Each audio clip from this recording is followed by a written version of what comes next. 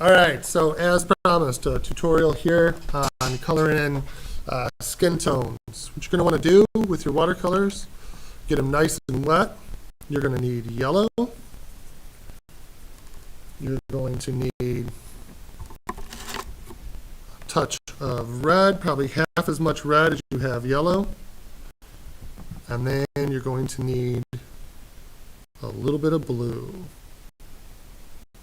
Okay, so you can see yellow, red, blue. You're going to mix all those together to make some little circles going back and forth, making sure that you have a nice even blend in your paints. And then I like to add a lot of water to my first run. Ideally, what you're looking for is whatever the lightest skin tone is going to be on your figure. Okay, so you can see it comes off nice and light here. And you're going to do a wash, which is one coat across the entire face. Now, I used a black colored pencil to draw my face so that I could go ahead and go over top of it and it's not going to smudge. If you use regular pencil, then it will smear as you paint across it. If you use a marker, like a Crayola marker, it will smear when you go across it, so just be careful with that. Make sure that you have a nice contour pencil drawing. Some of the skills that we practiced going forward. All right, now, if your skin is a little lighter, you actually need to, if your skin is a little darker, do not use the brown. That's going to be maybe something that you'll think, oh, I've got brown skin, I should use brown. No, what you're going to want to do is you're probably going to want to add a little more blue and a little more red or yellow, depending on what your skin actually is, because what we're looking at here is we're looking at the undertones of our skin.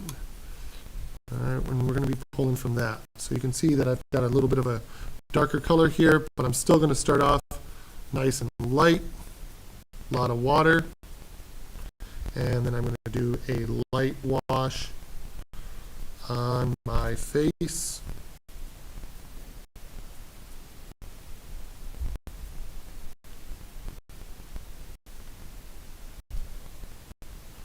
Cover the entire face again. Do not go in the eyes. It's really important that you are careful to leave the white in the eyes.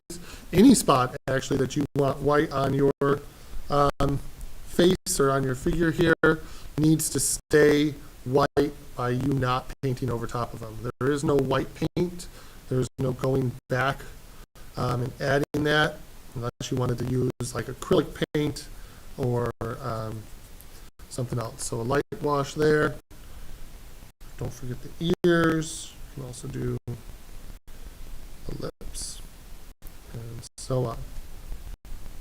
All right. That is the first step. Hopefully you can see how that turned out. Let it dry.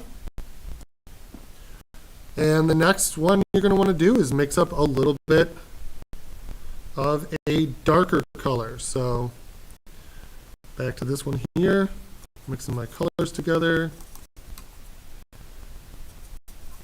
Making sure I have primarily yellows and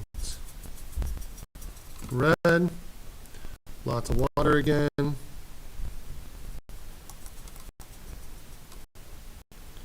And you can add a little more blue, a little more red, make it a darker color.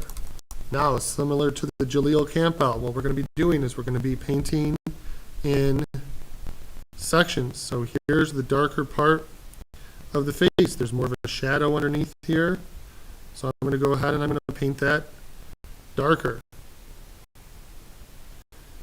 Okay, so we're separating out our facial features. We're looking at our different spots of the face and the different colors of the face, and we're making those darker.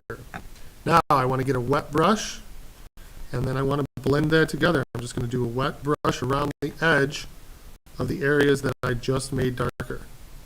So hopefully that's showing up.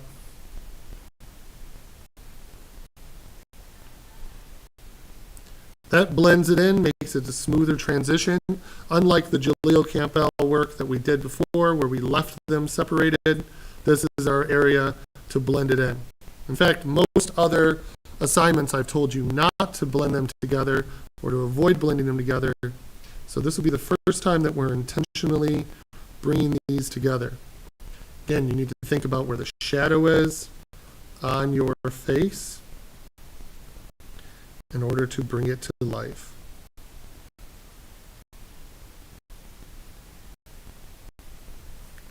Put it in there, let it set, get a wet brush, go back and gently blend around the edge. This is how you create a more realistic looking face using watercolor paint. And the same thing applies to our darker skin tones. This time I might use a little bit of brown, or I might throw a little more blue in there. Not too much. Subtlety is key. Again, get a good mix. And then go back and find the darker parts of the face. Blend your darker colors on top.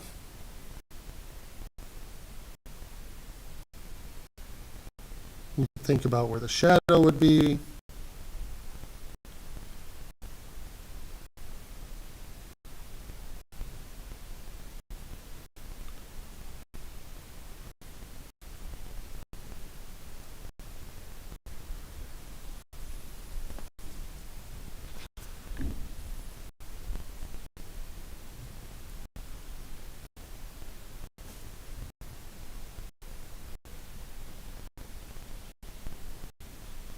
All right, and then we're going to go ahead and get a wet brush, go back through, gently blend those colors together so there isn't such a rough edge. That's what makes it seem more realistic, is that subtle blending.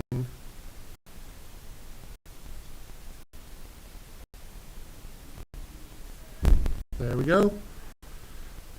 All right, guys, so that is going to be it. I'm just going to encourage you to practice them out, get your skin tones to be similar to where you want them, and have fun with it. Try out some different things. As you get darker and darker skin tones, you might be able to get away with adding a little bit of black, but you really shouldn't. Do the hair the same way. Start off with your lightest wash. Wash the entire hair.